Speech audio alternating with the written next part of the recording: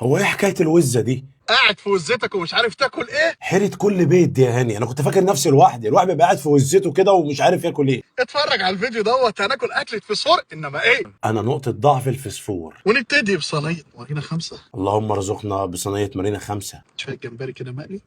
بص، هو الجمبري حلو وكل حاجه، بس هو ناقصه حاجه واحده بس، يعني ان هو يبقى قدامي حالا.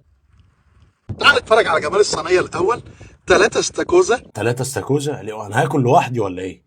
جمبري مشوي. لا كده ممكن اجيب فرد ياكل معايا تاني.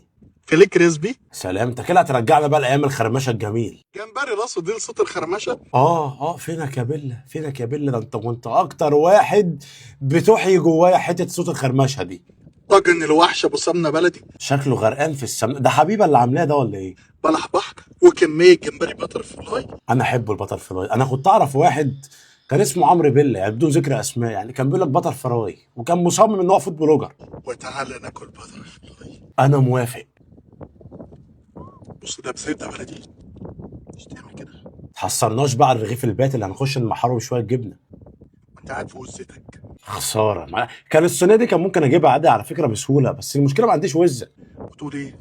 محمد رشدي طاير يا هوا، طاير على المينا، تشرين بيزون فاتح لنا فرعين، واحد في امواج والتاني في مارينا. الله يا هون. يا عيني، شرين بزونيات الحاجات دي. لا وخد بالك، وهو ايه بيطلع احساسه كله وهو متاثر في حته ان هو فتح فرع في امواج والتاني في مارينا. ولان البحر ما فيهوش معالق فاحنا نتصرف. فيهاش معالق؟ يعني الوزه دي كلها ما فيهاش معالق؟ دي وزه ناقص يبقى فيها ريسبشن وقفت على المعالق. تاخد كده شويه رز مع البلحايه. يا رب رزقنا الوزه دي. وزه إيه؟ يا رب رزقنا الصينيه دي. دي رقصه الميه ولا الوزه اللي فرحانه؟ يا بختك والله، هاني بياكل من شيرين بزون. ايه ده هو صاحبها اساسا. اخد واحده راس وديل. سامع صوت الخرمشه؟ يا سلام، بذمتك انت تسمع صوت الخرمشه ولا صوت صاحبك وهو عمال يغني جنبك وفاكر نفسه وائل جسار؟ انطاي. هو انا حاسس هاني بيغيظني، مش عارف ليه. هو فيها يا جماعه كله مستقصدني اليومين دول ليه؟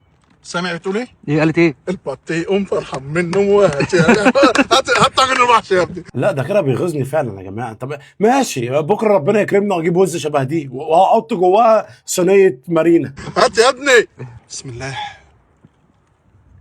لا ده مجرم ده. كده مش هينفع الواحد يجيب رغيف ويمحره جبنه كده، الموضوع لازم يتطور. شكلي كمان هضيف بسطرمه.